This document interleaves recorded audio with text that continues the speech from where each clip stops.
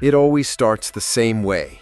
A breaking news alert, a distant explosion, flags waving, politicians standing behind podiums, declaring the need for action, for justice, for freedom. But behind the cameras, in rooms without windows, another war begins. Not with soldiers, not with tanks, but with contracts, with stock options, with private briefings between CEOs and lawmakers. Before the first missile is launched, billions of dollars have already changed hands. Decisions have been made, budgets approved, and somewhere deep inside a financial spreadsheet, someone is already counting the profits. This is the side of war they never show you.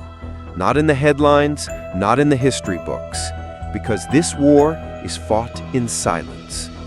Today, we're pulling back the curtain on the financial engine that powers every conflict you've watched on TV. Names, numbers, and deals that were never meant to reach you. And to understand how deep this goes, you need to follow the first trail of money to the companies that turned war into business. War isn't just a political decision, it's a business model. And for some, it's the most profitable business on earth. Decades ago, in his farewell speech, President Dwight Eisenhower warned of something few Americans had even heard of at the time: the military-industrial complex. A silent network of defense contractors, lobbyists, and government officials, all feeding from the same budget, and all with one shared interest: keeping the money flowing.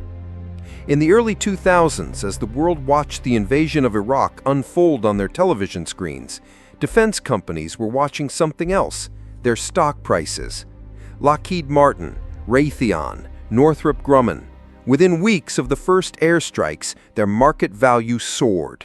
Missile systems like the Tomahawk and the Javelin weren't just tools of war, they were revenue streams. And every headline, every press conference was another marketing campaign, paid in blood. But this pattern didn't start with Iraq, and it didn't end there. From Vietnam to the Gulf War to Afghanistan to Ukraine, the formula stayed the same: fear, followed by funding, followed by profits. And while the public debates morality, on Wall Street, the only question that matters is, how high will the next quarter's earnings go? But who exactly profits first and fastest when war breaks out? To answer that, we need to follow the money straight to the heart of the stock market. When a war breaks out, most people see chaos, destruction, loss, uncertainty. But for a small group of investors, war is something else entirely. It's a market signal, a trigger event. And for those paying close attention, it's often the best day of the year. Let's go back to March 19th, 2003, the day the United States launched its invasion of Iraq. While missiles lit up the skies over Baghdad, something else lit up thousands of miles away: the trading floors of New York. Shares of Lockheed Martin surged by nearly 30% over the following months. Raytheon saw a similar climb. Northrop Grumman up by double digits. These weren't small fluctuations, these were billion-dollar windfalls, driven not by earnings reports, but by airstrikes. And it wasn't just defense contractors. Oil companies, logistics firms, private security providers, all riding the same wave. This pattern isn't new. During the Vietnam War, defense stocks outperformed the broader market by more than 20%. In the early 90s, after the first Gulf War began, Lockheed's stock price jumped more than 50% within months. After 9/11, defense stocks rallied again. Billions poured into companies producing everything from missiles to body armor to battlefield communication systems. And then came Ukraine. On February 24, 2022, when Russia launched its full-scale invasion, global markets panicked. The Dow dropped, tech stocks tumbled. But if you looked closely, there was one corner of Wall Street moving in the opposite direction.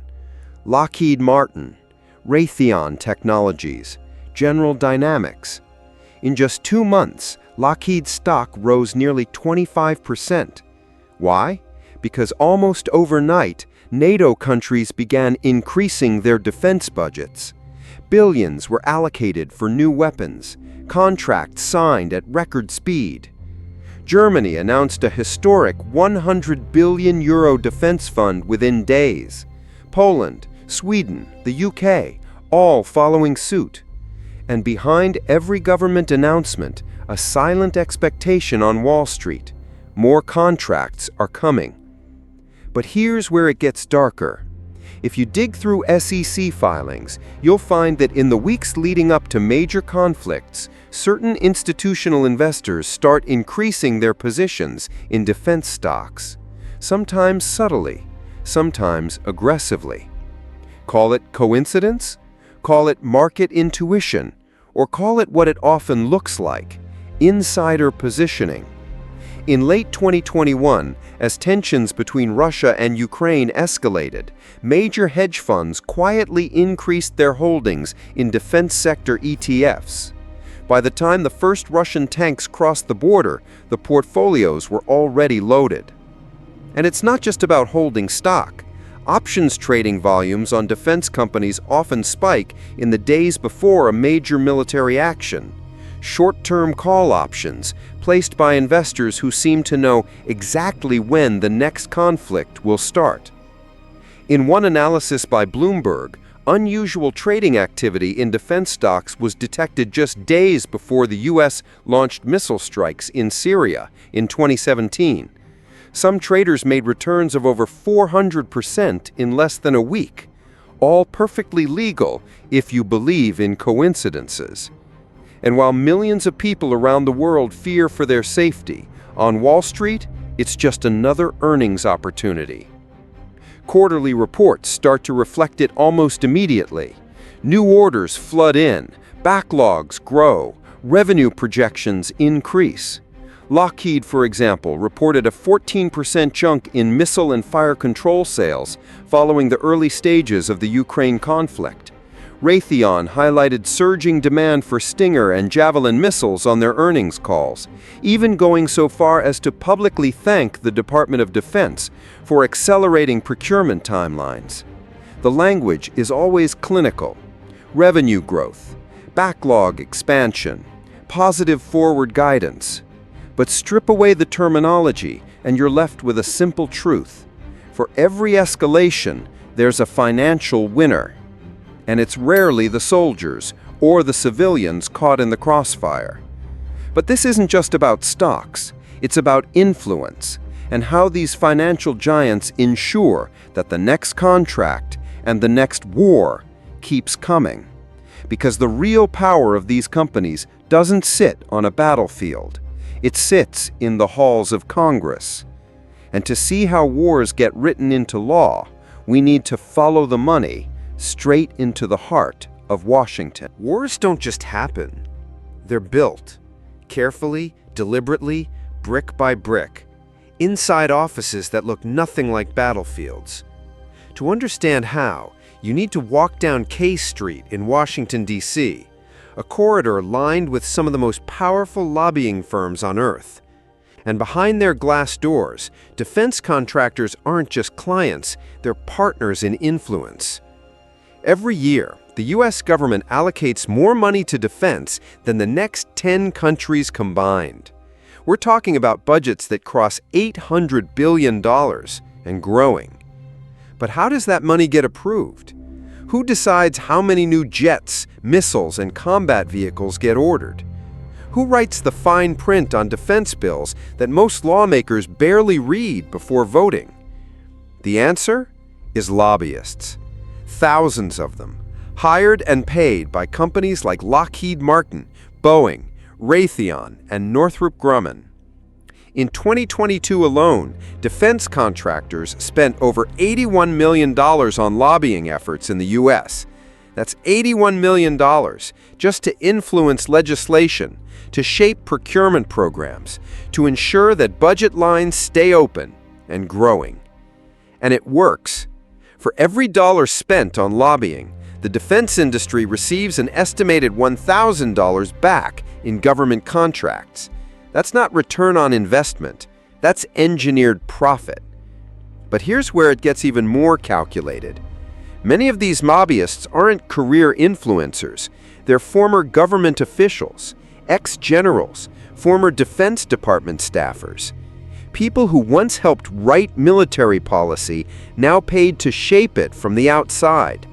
It's called the revolving door. One year, you're overseeing defense budgets. The next, you're consulting for a contractor whose funding you helped approve. Take the case of Mark Esper. Before becoming Secretary of Defense, he was a top lobbyist for Raytheon. After leaving office, he returned to the private sector, advising firms with Pentagon interests. And he's not alone. Roughly 50% of senior Pentagon officials go on to work in the defense industry within 2 years of leaving government service. That's not a statistic, that's a system. Even members of Congress aren't immune. Many receive campaign donations from defense contractors. In 2020 alone, Lockheed Martin contributed over $7 million to political campaigns and PACs. Raytheon, nearly $5 million. These contributions don't come with explicit instructions. They don't have to. The message is already understood. Keep the defense budget healthy. Support weapons programs. Approve foreign military sales. And when a member of Congress resists, there's always a risk. Their district might lose defense jobs, factories could close, unemployment could spike, and no politician wants to explain that to voters. So, the cycle continues. More funding, more contracts, more wars. It's not just about defending the nation. It's about defending revenue streams. In internal investor calls, executives from defense firms often highlight their lobbying success as a key driver of future growth. They speak openly about favorable legislative environments and strong bipartisan support for defense spending. They're not wrong, because when both political parties agree on one thing, it's usually this: defense budgets don't shrink, they grow. And the language used in Congress sounds eerily familiar every time. National security threats, urgent modernization needs, readiness gaps. Each phrase, a carefully crafted trigger, designed not just to inform, but to persuade. Behind closed doors, draft bills circulate, amendments are added. Funding for one program gets tucked into a broader spending package, barely noticed by the public. And when the final votes are counted, billions are unlocked, contracts are signed, stock prices rise. The public hears speeches about freedom and protection. Investors hear something else. Revenue guidance just got an upgrade. But lobbying doesn't just write budgets, it also shapes foreign policy, pushing for arms sales to allied nations, encouraging military intervention, and sometimes making sure that geopolitical tensions never fully disappear. Because for the defense industry, a world without conflict is bad for business. And if you think this influence ends in Washington, you're only seeing half the picture. Because the real money isn't just in making the weapons, it's in supplying the people who use them. And that trail leads us straight to the private contractors operating far from the cameras and often far from the law. Some wars are fought by armies, others by companies. While the public focuses on soldiers in uniform, there's another force on the ground, one that doesn't answer to generals or to international law, but only to contracts. They wear no flags. Their names rarely appear in news reports, but their impact undeniable. They are the private military contractors, and for the past 2 decades, their presence in conflict zones has grown quietly but massively. Let's rewind to the early 2000s. As the U.S. prepared for the invasion of Iraq, the Pentagon faced a problem: how to wage a massive, prolonged war without sending more troops. The solution wasn't military, it was corporate. Companies like Halliburton, through its subsidiary KBR, were hired for logistics and support. They built bases, provided meals, transported fuel, ran supply lines. The value of these contracts? Over $39 billion between 2001 and 2010. But then came the next layer, armed security. Enter Blackwater, a private military company founded in 1997. Their original role was small, security escorts, facility protection. But as the war intensified, their footprint expanded. By 2007, Blackwater had received over $1 billion in federal contracts. Their operators, many ex-special forces, worked in Baghdad, Fallujah, and beyond, heavily armed, lightly regulated. And then, September 16, 2007, Nisour Square. Blackwater contractors opened fire on Iraqi civilians, 17 killed, dozens wounded. The incident became an international scandal. Blackwater faced lawsuits, investigations, and global outrage. Their name became toxic. But the business didn't stop. They simply rebranded, first as Z Services, then as Academy. New name, same contracts. Today, private contractors remain deeply embedded in U.S. military operations worldwide. According to a 2021 report from the Congressional Research Service, there were nearly 40,000 contractors supporting U.S. missions in the Middle East alone. That's more than the number of actual U.S. troops deployed in the region. And their roles? Far beyond logistics. They train foreign militaries, operate drones, provide intelligence analysis, and in some cases engage in direct combat operations. Why use them? Because contractors come with flexibility. They don't trigger the same political backlash as sending troops. Their casualties aren't counted in official military death tolls. Their operations aren't subject to the same public oversight. For policymakers, they're the perfect loophole. For corporations, they're the perfect revenue stream. Companies like DynCorp, Triple Canopy, and Constellus, which now owns the remnants of Blackwater, continue to secure multi-million and even billion-dollar contracts every year. And it's not just the U.S. Private military firms have become global players. Russia uses the Wagner Group. The UAE hires contractors for operations in Yemen. Even African nations employ private security forces to guard mining operations. The modern battlefield is now open for corporate bidding. But with less oversight comes more risk. Numerous reports detail human rights violations, excessive use of force, and cases where contractors acted with near-total impunity. Investigations often hit dead ends. Jurisdiction becomes murky, and accountability becomes optional. Yet the contracts keep flowing. In 2022, following Russia's invasion of Ukraine, the Pentagon significantly increased funding for private contractors operating in Eastern Europe, from logistics to cyber operations to intelligence support. Why? Because in modern warfare, silence is a service you can buy, and deniability has a price. But if you think this is the end of the money trail, you're missing the biggest gap of all. The part where billions of dollars simply vanish. In war, some costs are visible. Explosions, ruins, refugees. But there's another cost, one that disappears long before the first shot is fired. On September 10, 2001, Donald Rumsfeld, then U.S. Secretary of Defense, stood before reporters at the Pentagon and made a staggering admission. The Department of Defense had lost track of $2.3 trillion. Trillion, with a T. According to the Defense Department's own auditors, massive sums were missing, unaccounted for, lost in a maze of outdated accounting systems and poor oversight. The timing? Impossible to ignore, because less than 24 hours later, the attacks of September 11th would dominate global attention. And the story of the missing trillions? faded from the headlines.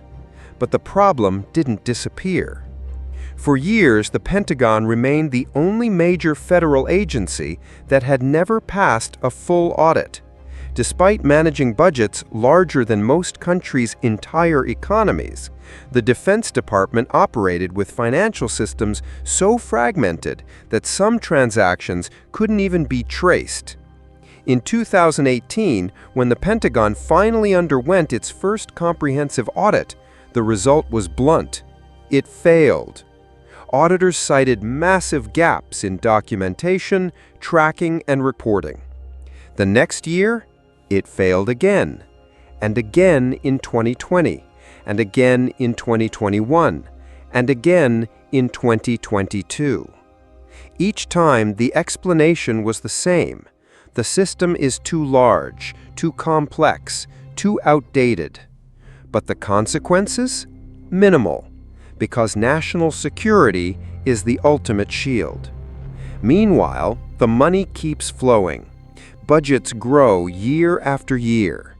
Trillions continue to move through defense accounts with limited transparency. And here's the part few people realize. While the public debates education funding, healthcare, infrastructure, the Pentagon's financial black hole remains politically untouchable. Attempts to investigate often stall. Reforms get delayed. Whistleblowers are sidelined. And when anyone gets too close to the real numbers, the conversation shifts back to external threats, enemies abroad, security risks, urgency. It's a playbook that repeats, conflict after conflict. So while weapons are deployed overseas and soldiers risk their lives on the ground, billions, sometimes trillions, slip quietly through the cracks. And if you follow the paper trail long enough, you'll find something even more unsettling. Because behind every missing dollar, there's often a contract, a supplier, a beneficiary. And those beneficiaries are rarely in uniform. But to understand how this ecosystem stays alive, even after scandals, failures, and missing trillions, we need to look at the one mechanism that keeps it running, year after year, war after war. Every scandal, every investigation, every missing billion. And yet, the defense budget keeps growing. How? Because this system was never built to stop.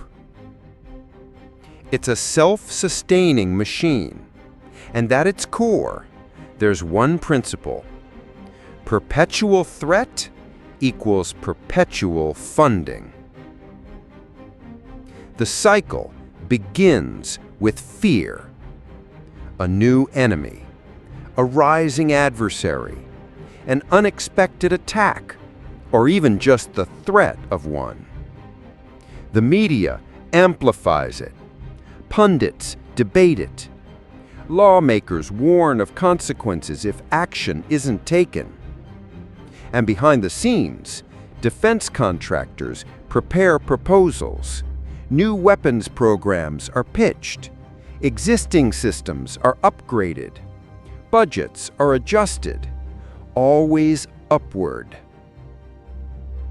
Each time a foreign nation ramps up its defense spending, the U.S. responds in kind. It's not just a race, it's a business model. After the Cold War ended, many believed defense spending would finally shrink down. The Soviet Union was gone, the existential threat over. But instead, defense budgets climbed. New justifications appeared.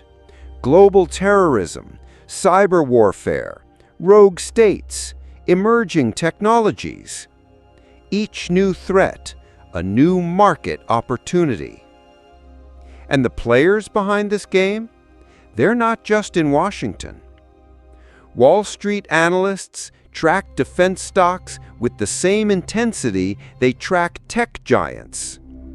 Quarterly earnings reports from companies like Lockheed, Raytheon, and Northrop Grumman are dissected by investors looking for growth indicators tied to geopolitical instability. In shareholder meetings, executives openly reference global tensions as positive revenue drivers. They highlight upcoming conflicts, anticipated government contracts, and growing international demand for advanced weapons systems. It's not subtle, it's strategy. At international defense expos, weapons are showcased like consumer electronics. Missile systems, drones, armored vehicles displayed under bright lights, marketed to buyers from every corner of the world. And once deals are signed, production ramps up, deliveries begin, profits rise. Meanwhile, in Congress, the next defense bill is drafted, often thicker than a phone book, thousands of pages, billions in spending, approved with minimal debate. Because voting against defense spending carries political risk. Nobody wants to appear weak on security. Nobody wants to explain why they said no if the next threat becomes real. And so, the cycle continues. Fear creates funding. Funding creates contracts. Contracts create profits. Profits fund lobbying. Lobbying creates legislation. Legislation creates more funding. A closed loop. Efficient. Relentless. And as long as the formula works, the game will keep playing. The names of the enemies may change. The locations may shift. But the system remains untouched. Because in the end, for the people making the decisions and for the people profiting from them, war isn't just a tragedy. It's a product. And before the next conflict even begins, the contracts are already signed. Some wars end with treaties. Others never really end at all. They shift, they evolve, they relocate. From one continent to another balance sheet. From one battlefield to another budget line. For most people, the story ends when the news cameras pack up, when the soldiers come home, when the headlines move on. But for the system, that's when the real work begins.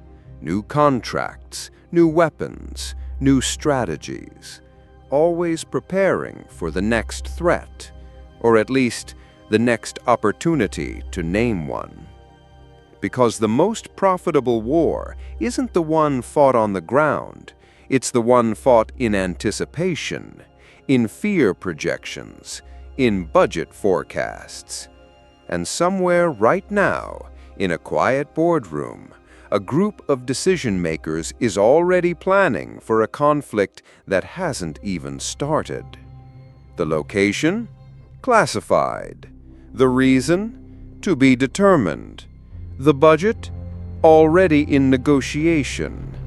And the only real question left is, who will be watching when it begins?